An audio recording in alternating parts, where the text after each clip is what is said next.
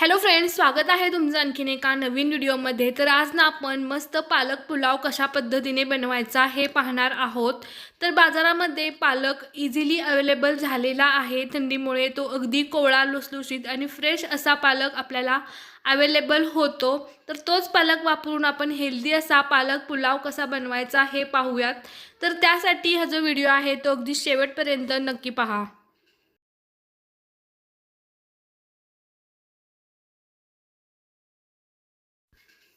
तर पुलाव बनवण्यासाठी या इथे मी 2 कप बासमती तांदूळ घेतलेला आहे। तुमच्याकडे कोणता तांदूळ अवेलेबल असेल तो तांदूळ तुम्ही या इथे वापरू शकता। शक्यतो पुलाव, जिरा राईस किंवा मसाले भात बनवण्यासाठी जो तांदूळ आहे तो जुना वापरावा, जेणेकरून आपला भात मोकळा सुटसुटीत तर होतोच, पण तो खाताना अगदी मऊसूत असा लागतो। तांदूळ आपल्याला 2 ते 3 वेळा स्वच्छ असा धुवून घ्यायचा आहे। त्यानंतर तांदूळ बुडेल इतपत पाणी घालून आपल्याला हा जो तांदूळ आहे तो अर्ध्या तासासाठी भिजवून घ्यायचा आहे, जेणेकरून आपला जो भात आहे तो छान मोकळा, सुटसुटीत आणि मऊसूत असा बनेल। त्यानंतर या इथे मी 1 जुडी पालक घेतलेला आहे। पालक स्वच्छ निवडून आपल्याला तो 60 ते 70% शिजवून घ्यायचा आहे। म्हणून मी पाणी उकळून घेतलं आणि त्याच पाण्यामध्ये आपला हा जो पालक आहे तो आपल्याला शिजवून घ्यायचा आहे। मीठ वगैरे न टाकता फक्त पालक आपल्याला अगदी 60 ते 70% शिजवून घ्यायचा आहे। फार ओव्हर कुक करायचा नाही। पालक व्यवस्थित शिजला की तो पाण्यामधून बाहेर काढून थंड करून घेऊयात। त्यानंतर पुलाव बनवण्यासाठी या इथे मी मटार, बीन्स, 1 मध्यम आकाराचा बटाटा, गाजर, 2 छोटे टोमॅटो, 1 मोठा कांदा आणि फ्लॉवर कट करून घेतलेले आहेत। त्यानंतर जो पालक आपण शिजवून घेतला होता तो थंड झाला की मिक्सरच्या पॉटमध्ये घेऊन त्यामध्ये 5 ते 6 लसूण पाकळ्या, एक अर्धा इंच आल्याचा तुकडा, त्यानंतर 2 ते 3 हिरव्या मिरच्या ॲड करून मस्त फाईन अशी पेस्ट बनवून घ्यायची आहे। त्यानंतर पुलाव बनवण्यासाठी मी कढईमध्ये 2 ते 3 चमचे तूप गरम करून घेते। जर तुमच्याकडे साजूक तूप नसेल तर तुम्ही या इथे तेलाचाही वापर करू शकता, पण तुपामुळे चव छान येते भाताला किंवा पुलावाला, म्हणून या इथे मी तुपाचा वापर केलेला आहे। तर त्यानंतर त्या तुपामध्ये पनीरचे जे क्यूब आहेत ते भाजून घ्यायचे आहेत। तर हे जे क्यूब आहेत ते पूर्ण गोल्डन आणि ब्राऊन कलरचे न करता थोडेफार सॉफ्ट आणि तुपाचा फ्लेवर पनीरला ॲड झाला की तोपर्यंतच आपल्याला ते भाजून घ्यायचे आहेत। त्यानंतर सेम त्याच तुपामध्ये थोडंफार तेल ॲड करून जिरे, मोहरी, 2 तमालपत्री आणि काही खडे मसाले मी ॲड केलेले आहेत। तर लवंग, दालचिनी आणि एक आपला नेहमीचा वेलदोडे मी यामध्ये ॲड केलेले आहेत। त्यानंतर आपण ज्या कट केलेल्या भाज्या होत्या त्या भाज्या फ्राय करून घ्यायच्या आहेत। तर सुरुवातीला या इथे मी कांदा घेतलेला आहे। कांदा पूर्णपणे ट्रान्सपरंट आणि मऊ होईपर्यंत भाजून घ्यायचा आहे।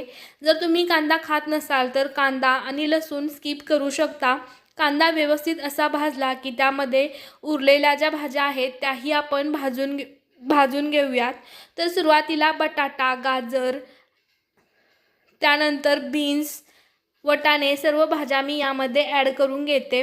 तुम्ही तुमच्या आवडीनुसार यामध्ये भाज्यांचं जे प्रमाण आहे ते कमी जास्त करू शकता। इतर कोणत्याही आवडीच्या भाज्या यामध्ये ॲड करू शकता। सर्व ज्या भाज्या आहेत त्या भाजून झाल्या की यामध्ये मी 7 ते 8 काजूचे तुकडे ॲड करते। काजू तुम्ही तेलामध्येही भाजू शकता, पण माझं तेलामध्ये भाजायचे राहिले होते म्हणून मी या स्टेजला यामध्ये ॲड केले।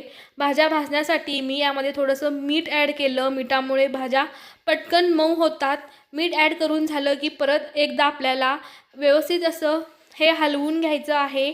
त्यानंतर आपण पालक, मिरची आणि आलं लसूण यांची जी पेस्ट बनवली होती ती पेस्ट भाज्यांवरती घालून परत थोडंफार फ्राय करून घेऊयात। त्यानंतर मी जे 2 टोमॅटो कट करून घेतले होते तेही भाज्यांसोबत भाजून घेऊया। पालकला त्याचा स्वतःचा एक तुरटपणा असतो, त्यामुळे तो तुरटपणा भातामध्ये किंवा पुलावामध्ये बॅलन्स होण्यासाठी या इथे मी 2 मध्यम आकाराचे टोमॅटो घेतलेले आहेत आणि जो आपण तांदूळ भिजण्यासाठी ठेवला होता तोही तांदूळ भाज्यांमध्ये परतून घेऊयात। तर जेव्हा तांदूळ भिजवून घेतो तेव्हा त्या तांदळाला तेलामध्ये भाजून घेण्याची काहीच गरज भासत नाही. आपण डायरेक्टली तो तांदूळ पाणी नितळून भाज्यांसोबत ॲड करून घेऊयात. आणि या इथे गरम पाणी न वापरता मी थंडच पाणी वापरलेलं आहे, कारण आपल्याला मोकळा सुटसुटीत असा पुलाव बनवायचा आहे. परंतु आपला पुलाव मऊसूत असा व्हायला हवा, म्हणून आपल्याला इथे थंडच पाणी वापरायचं आहे. जर आपण गरम उकळलेलं पाणी ॲड केलं तर आपल्या भाताला चिकट असा टेक्स्चर येतं, म्हणून आपल्याला इथे थंडच पाणी वापरायचं आहे. भाताला छान उकळी आली की यामध्ये काही आपण पावडर मसाले वापरूयात. तर 1 चमचा गरम मसाला आणि 1 चमचा गोडा मसाला मी यामध्ये ॲड केलेलं आहे. तर यामध्ये तुम्ही तुमच्या गरजेनुसार पाण्याचा वापर करू शकता. खूप मऊसूत असा भात हवा असेल तर पाण्याचं जे प्रमाण आहे ते तुम्ही तुमच्या अंदाजाने कमी जास्त नक्कीच करू शकता. भाज्या शिजताना आपण यामध्ये मिठाचा वापर केलेला, म्हणून या इथे अंदाजे काळजीपूर्वक मीठ वापरूयात.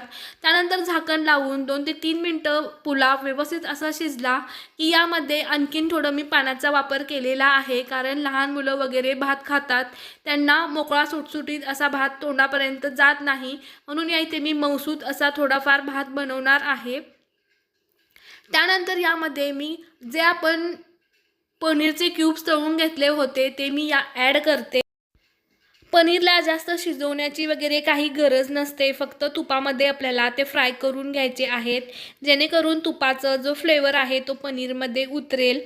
जोपर्यंत आपला भात पूर्णपणे शिजत नाही, 60 ते 70% जोपर्यंत भात शिजत नाही तोपर्यंत पनीर आपल्याला पुलावमध्ये ॲड करायचे नाहीत.